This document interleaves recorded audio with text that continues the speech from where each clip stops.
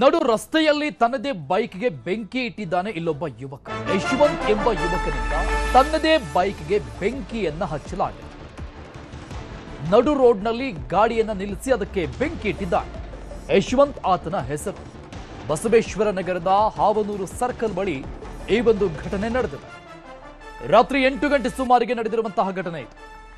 ನಡು ರೋಡಲ್ಲಿ ಬೈಕ್ನ ನಿಲ್ಲಿಸಿ ಅದಕ್ಕೆ ಬೆಂಕಿ ಇಟ್ಟು ಈತ ಎಸ್ಕೇಪ್ ಆಗಿದ್ದಾನೆ. ಸ್ಥಳಕ್ಕೆ ದೌಡಾಯಿಸಿದ ಅಗ್ನಿಶಾಮಕ ಸಿಬ್ಬಂದಿ ಬೆಂಕಿ ನಂದಿಸಿದ್ದಾರೆ. ಬಸವೇಶ್ವರ ನಗರ ಪೊಲೀಸರು ಸ್ಥಳಕ್ಕೆ ಭೇಟಿ ಕೊಟ್ಟು ಪರಿಶೀಲನೆ ಮಾಡ್ತಾ ಇದ್ದಾರೆ. ಈತ ತನಗೆ ಗಿಫ್ಟ್ ಕೊಟ್ಟಂತ ಬೈಕ್ಗೆ ಕೋಪದಿಂದ ಬೆಂಕಿ ಹಾಕಿದ್ದಾನೆ ಎನ್ನುವಂಥ ಅನುಮಾನ ಸದ್ಯಕ್ಕಿದೆ. ಕಾಮಾಕ್ಷಿಪಾಳ್ಯ ನಿವಾಸಿಯಾಗಿರುವಂತಹ ಯಶವಂತ್ ನಡು ರಸ್ತೆಯಲ್ಲಿ ಬೆಂಕಿ ಹಚ್ಚಿ ಈತ ಅಲ್ಲಿಂದ ಎಸ್ಕೇಪ್ ಆಗಿದ್ದಾನೆ. ಬಸವೇಶ್ವರ ನಗರ ಪೊಲೀಸರಿಂದ ಈತನಿಗಾಗಿ ಈಗ ಹುಡುಕಾಟ ಶುರುವಾಗಿದೆ. ನಡು ರೋಡಲ್ಲಿ ಈ ರೀತಿಯಾಗಿ ಬೈಕ್ಗೆ ಬೆಂಕಿ ಇಟ್ಟಂತಹ ಕಾರಣಕ್ಕೆ ಅಲ್ಲಿ ಗೊಂದಲ ಕೂಡ ಉಂಟಾಗಿತ್ತು. ಭಯದ ವಾತಾವರಣ ಸೃಷ್ಟಿಯಾಗಿತ್ತು. ಯಾಕಂದರೆ ಸಹಜವಾಗಿ ಆ ಬೈಕ್ನಲ್ಲಿ ಪೆಟ್ರೋಲ್ ಇರುತ್ತೆ, ಏನಾದರೂ ಬ್ಲಾಸ್ಟ್ ಗೀಸ್ಟ್ ಆಗಿ ಅಕ್ಕಪಕ್ಕದಲ್ಲಿ ಹೋಗುವಂಥ ವೆಹಿಕಲ್ಗಳಿಗೆ ಏನಾದರೂ ಡ್ಯಾಮೇಜ್ ಆಗಿ ನೋಡಿ ಬೆಂಕಿ ಧಗಧಗ ಹೊತ್ತಿ ಉರಿತಾರೆ. ಈತನಿಗಾಗಿ ಈಗ ಹುಡುಕಾಟ ಮಾಡ್ತಾ ಇದ್ದಾರೆ ಪೊಲೀಸ್.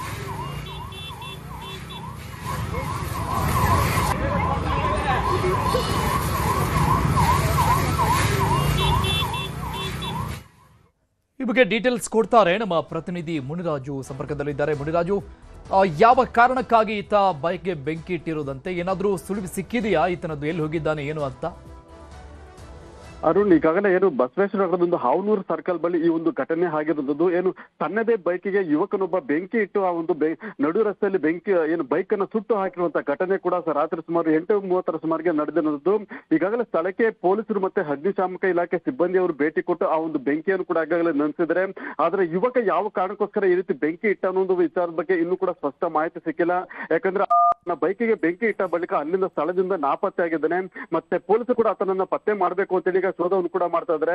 ಅದರ ಮೇಲ್ನೋಟಕ್ಕೆ ಆತ ಕಾಮಾಕ್ಷಿಪಾಳ್ಯದ ನಿವಾಸಿ ಯಶವಂತ್ ಎಂಬ ಯುವಕ ಅಂತ ಹೇಳಿ ಕೂಡ ಮಾಹಿತಿ ಗೊತ್ತಾಗಿದೆ.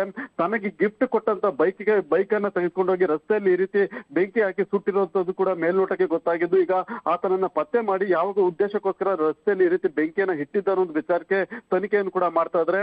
ಯಾಕಂದ್ರೆ ನಡು ರಸ್ತೆಯಲ್ಲಿ ವಾಹನ ಸಂಚಾರ ಇರುವಂತ ಸಮಯದಲ್ಲೇ ಈ ರೀತಿಯಾಗಿ ಬೆಂಕಿ ಇಟ್ಟಿರೋದ್ರಿಂದ ಸಾರ್ವಜನಿಕರು ಕೂಡ ಎಲ್ಲೊಂದ್ ಕಡೆ ಗಾಬರಿಯಿಂದ ಒಂದು ಭಯಭೀತರಾಗಿರ್ತಾರೆ. ಯಾಕಂದ್ರೆ ಸಾಕಷ್ಟು ಸಂಖ್ಯೆಯಲ್ಲಿ ಆ ರಸ್ತೆಯಲ್ಲಿ ವಾಹನ ಕೂಡ ಓಡಾಡ್ತವೆ. ಮತ್ತೆ ಹಾವನೂರು ಸರ್ಕಲ್ ನಲ್ಲೇ ಈ ಒಂದು ಘಟನೆ ಆಗಿರೋದ್ರಿಂದ ಹೆಚ್ಚಿನ ವಾಹನ ದಟ್ಟಣೆ ಕೂಡ ಇತ್ತು. ಇಂಥ ಒಂದು ಸಮಯದಲ್ಲಿ ಯುವಕ ಈ ರೀತಿಯಾಗಿ ಒಂದು ಪುಂಡಾಟವನ್ನ ಮೆರೆದಿರೋದು ಕೂಡ ಒಂದು ಸ್ಥಳೀಯರಲ್ಲಿ ಸಾಕಷ್ಟು ಭಯವನ್ನು ಕೂಡ ಉಂಟು ಮಾಡಿತ್ತು. ನಂತರ ಈಗ ಪೊಲೀಸರು ಕೂಡ ಸ್ಥಳಕ್ಕೆ ಭೇಟಿ ಕೊಟ್ಟು ಇದ್ರ ಬಗ್ಗೆ ಪರಿಶೀಲನೆ ಮಾಡಿ ಒಂದು ದೂರನ್ನು ಕೂಡ ದಾಖಲು ಮಾಡ್ಕೊಳ್ತಾ ಇದ್ದಾರೆ.